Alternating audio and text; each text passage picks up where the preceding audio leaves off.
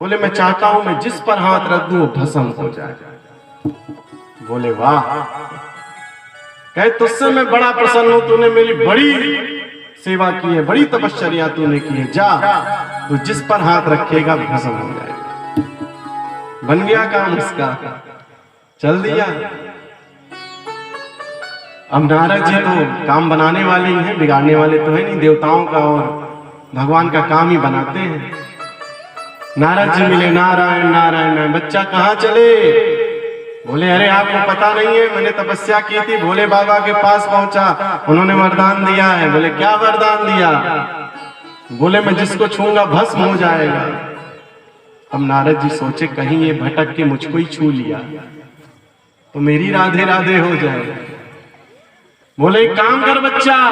बोले हाँ गुरुदेव बताएं, आज्ञा करें। बोले जा पहले उसको छू कर देख जिसने तुझे वरदान दिया, क्योंकि जो वरदान देता है वो झूठ मूठ का बोलने वाला है, वो भांग खा करके पड़ा होगा, तुझे बोल दिया, जा तू उसको जो है छू करके दिखा।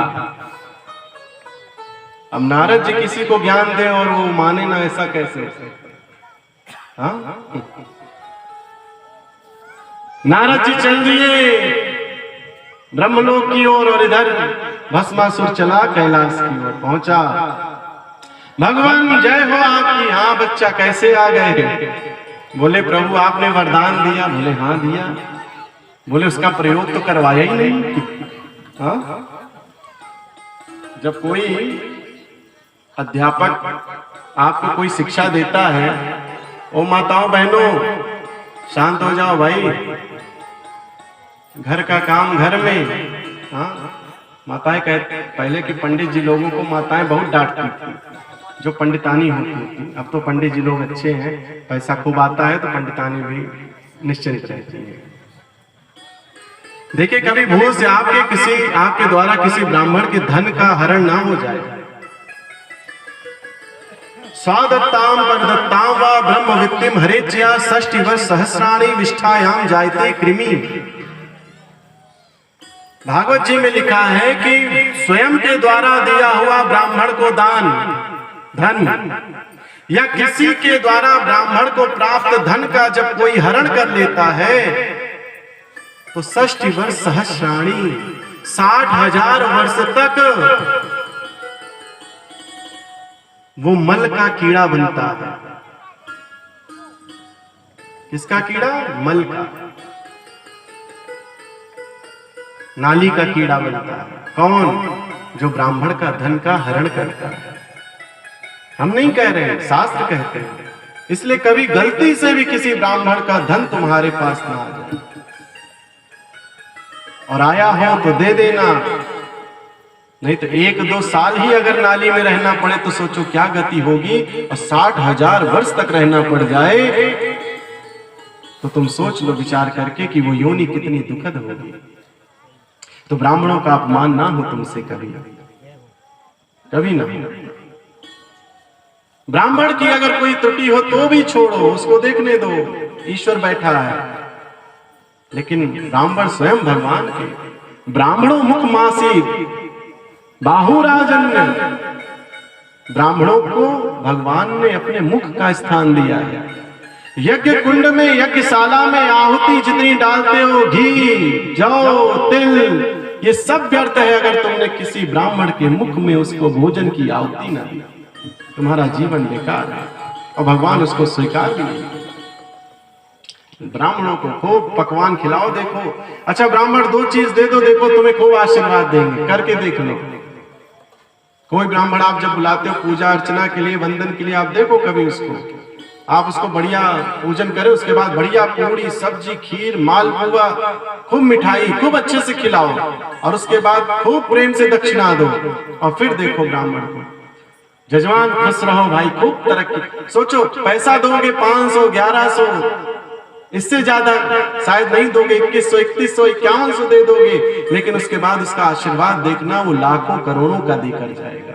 ये है ब्राह्मण जो तुम्हें सिर्फ देना चाहता है और देता है। समझ गए? तो ब्राह्मणों का सम्मान होना चाहिए। भस्मासुर बोला भगवान प्रयोग तो करा दो, हाँ वरदान दिए हो, प्रयोग तो हो जाए।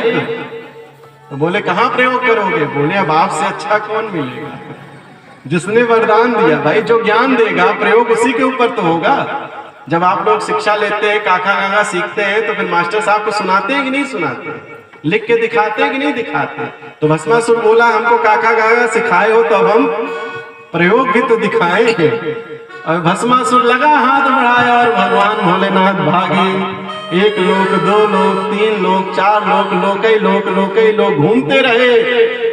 अब इधर मधुसूदन भगवान कृष्ण मुस्कुरा रहे हैं, विष्णु जी आहा खूब नाटक करते थे, खूब वरदान देते थे, अब देखो झेलो। कहे अरे बचाओ हमको, हमने बहुत बार सबको बचाया है। बोले आपने वरदान ऐसा दिया है कि इसके सामने पड़े कौन? हाँ, छूते ही तो भस्म कर देगा ये। बोले अब मुंह से निकल गया तो क्या करना? बोले मुंह से निकल गया तो संभालो आप। तो भगवान ने जो मोहिनी रूप धारण किया था समुद्र मंथन के समय, वही मोहिनी रूप धारण करके और भगवान आए और वह भस्मासुर के समक्ष सुंदर यौवन रूप बनाया भगवान स्वयं विष्णु जी ने और नृत्य करने लगे। उसको देखकर भस्मासुर भी नृत्य करने लगा। नृत्य करते करते करते करते भगवान ने सिर पर हाथ रख के कमर पे हाथ रखा, ठुमका लगाया और उसको देखकर भस्मासुर भी आनंदित होकर सर पे हाथ रखा और ठुमका नहीं लगाया, ठुमक गया, भस्म हो गया। बोलो विष्णु भगवान की जय। राधे राधे हो गई भस्मासुर की। इधर भगवान तारकासुर को जब वरदान मिल गया, तारकासुर ने ब्रह्मा जी की उपासना की, मुझे वरदान दो। बोले क्या दे? बोले ये वरदान दे दो कि शंकर के सुत से मेरी मृत्यु हो, नहीं तो नहीं हो। बोले अच्छा। बोले हाँ हाँ बिल्कुल, चिंता मत करो। ब्रह्मा जी भी कभी कभी वरदान देने में बहुत बड़े हैं, कुछ भी दे देते हैं।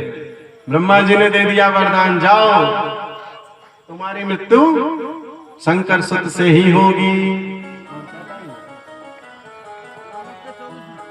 अच्छा अच्छा, तो शंकर सुत से तुम्हारी मृत्यु होगी, जा बच्चा तू मौज कर। इधर तारकासुर देवताओं को अच्छे से ठिकाने से फरसा लेकर के चढ़ाई कर गया देवलोक में, और इंद्र आदि भाग रहे हैं, अग्नि आदि देवता, वरुण आदि देवता भाग रहे हैं चारों लोक में।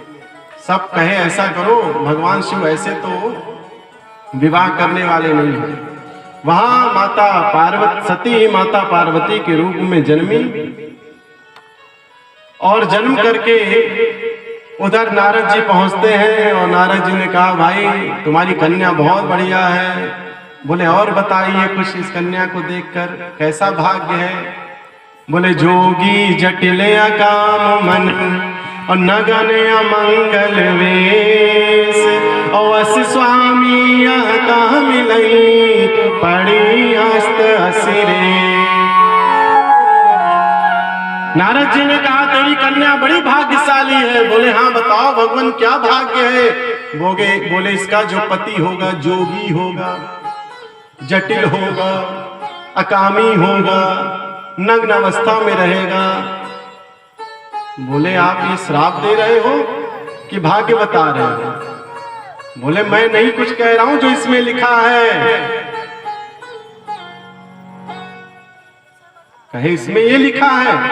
बोले भाई यही लिखा है कि जोगी जटिल काम मन और नगन अमंगल वेश, अस स्वामी का मिलई पड़ी हस्त असिरे।